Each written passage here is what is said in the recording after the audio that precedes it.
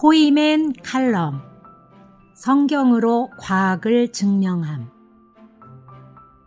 오늘은 성경의 5가지 큰 비밀 책 중에서 우주의 비밀에 대한 내용을 함께 누리려고 합니다. 이 책은 위트니 스리 형제님이 1983년 아나임에서 주신 메시지입니다. 위트니 스리 형제님은 성경으로 과학을 증명함이라는 소제목에서 이렇게 언급하고 있습니다. 오늘날 과학으로 성경을 증명하기 좋아하는 기독교 과학자들이 있습니다. 나는 이러한 논조를 찬성하지 않습니다. 우리는 성경으로 과학을 증명하는 것에 찬성합니다. 우리는 많은 학설들이 세월이 지나면 바뀔 수 있다는 것을 알아야 합니다. 50년 전의 과학과 50년 후의 과학은 다릅니다. 나는 결코 교육을 가볍게 보는 것이 아닙니다. 나는 청년들이 교육받도록 격려하는데 그것은 사람으로서 갖춰야 할 인간 교육이기 때문입니다. 하나님께서 우리에게 한 권의 성경을 주셨으므로 우리는 성경으로 과학을 증명해야 합니다. 먼저 우주는 어떻게 시작되는지 봅시다. 우주는 진화된 것이 아니라 창조된 것입니다. 창세기 1장 1절은 태초에 하나님께서 하늘들과 땅을 창조하셨다고 하였습니다. 여기에는 하나의 근원인 창조주가 있으며 이 창조주는 바로 하나님이십니다. 히브리서 3장 4절은 집마다 지은 이가 있지만 만물을 지으신 분은 하나님이시다고 하였습니다. 천지 만물은 우연하게 생겨난 것이 아니라 하나님에 의해서 창조되었음을 증명하고 있습니다. 창조된 별들이 충돌하지 않고 질서정연하게 움직이고 있는 것은 누군가 붙잡고 있다는 증거입니다. 땅은 둥글다. 2700여 년 전에 기록된 이사야서 40장 22절에서 그분은 둥근 땅 저 위에 앉으신 분이라고 하였습니다. 이 말씀에서 하나님은 둥근 땅 위에 앉아 계신다고 하였습니다. 이것을 오늘날로 말하면 하나님께서 둥근 지구 위에 앉아 계신다는 뜻입니다. 오랜 동안 사람들은 지구는 평평하며 태양이 지구를 돈다고 생각했습니다. 이것이 천동설입니다. 그러다가 1543년 코페르니쿠스가 지구는 둥글며 태양 주위를 돌고 있다는 지동설을 주장하게 되었습니다. 지동설을 주장하는 것은 불과 500여 년 전의 일입니다. 땅이 공중에 매달려 있다. 고대인들은 거대한 거북이 등이나 여신의 허리 위에 지구가 얹혀 있다고 생각해 왔습니다. 그러나 욥기 16장 7절은 그분은 북쪽 하늘을 허공 위에 펼치시고 땅을 아무것도 없는 곳에 매다신다네 라고 말했습니다. 욥기는 땅이 우주 공간에 떠 있다는 사실을 가르쳐주고 있는 것입니다. 과학적으로는 근래에 와서야 밝혀진 사실을 성경은 지금부터 수천 년 전에 이미 정확하게 기록하고 있는 것입니다. 1671년 프랑스의 천문학자 장리세가 이것을 증명한 후에 오늘날 천문학자들은 모두 땅이 공중에 매달려 있다는 것을 확증하였습니다. 이제는 보편적으로 알고 있는 상식에 속한 것이 되었습니다. 욥기 26장 7절은 성경으로 과학을 증명하는 것이 합당하다는 것을 깨닫게 하는 규절입니다.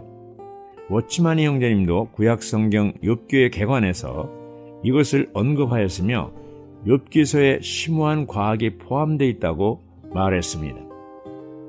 궁창 위의 물과 궁창 아래의 물.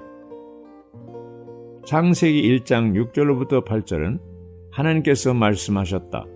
물 한가운데 궁창이 생겨 물과 물이 나누어지라. 하나님께서 이렇게 궁창을 만드시어 궁창 아래 물과 궁창 위에 있는 물로 나누시자 그대로 되었다. 하나님께서 궁창을 하늘이라 하셨다. 저녁이 되고 아침이 되니 둘째 날이었다. 둘째 날에 궁창 위의 물과 궁창 아래의 물이 나뉘어졌습니다.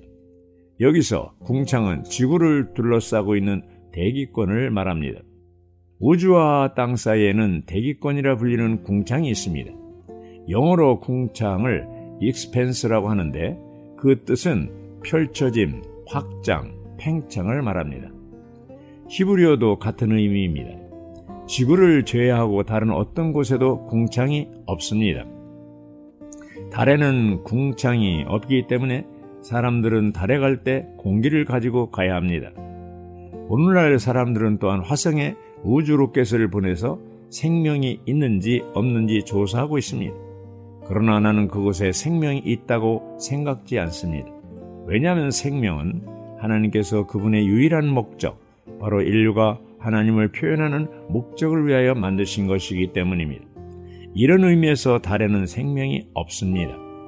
그곳에 공기와 물이 없는데 어떻게 생명이 존재할 수 있겠습니까? 그러므로 성경으로 과학을 증명하는 것이 가장 정확합니다. 과학으로 성경을 증명하는 것이 아니라 성경으로 과학을 증명하는 것입니다. 사람은 흙으로 지어짐. 의학자들은 사람 몸의 성분이 흙의 성분과 같다는 것을 증명하고 있습니다. 그런데 창세기 2장 7절은 여호와 하나님께서 땅의 흙으로 사람을 지으시고 그 코에 생명의 숨을 불어 넣으시자 사람이 산 혼이 되었다고 기록되어 있습니다. 고대에 수많은 책들이 있었지만 사람의 몸이 흙으로 만들어졌다는 것을 말해주는 책은 하나도 없습니다. 바람에도 무게가 있다.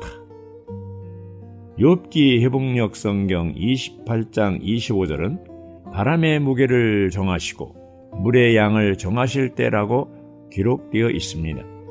약 4,000년 전에 살던 욥의 시대에 공기에도 무게가 있다는 것을 언급한 것은 놀라운 일입니다.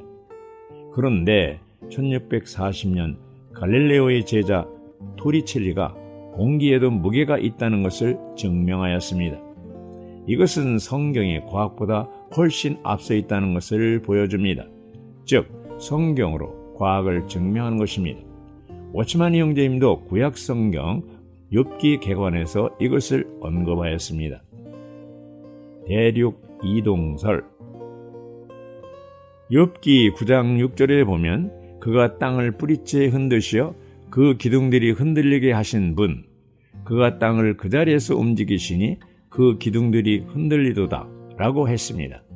1957년에 베게너에 의해서 대륙 이동설을 주장하였었는데 오늘날 과학자들은 이것을 정설로 인정하고 있습니다. 이런 내용들은 성경이 과학적인 책임을 증명하고 있는 것입니다. 우주에 셀 수 없는 별들.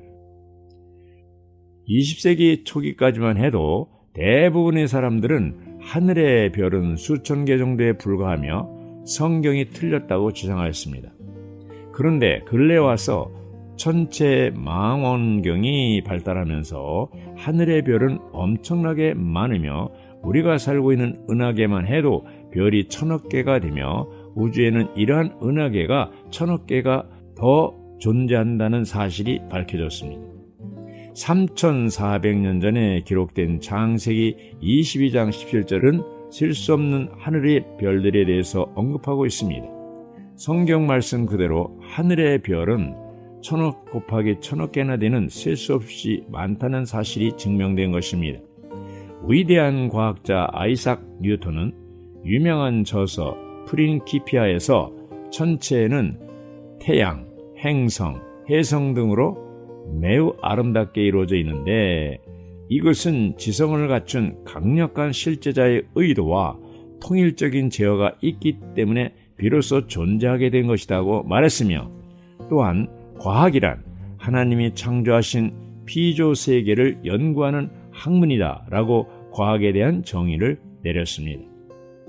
이와 같이 성경은 수천 년 전부터 놀랍도록 정확하게 과학적 사실들을 기록하고 있으며 앞으로도 과학이 발달함에 따라 성경은 인간의 과학 수준을 초월하는 책임이 계속하여 밝혀질 것입니다. 아멘.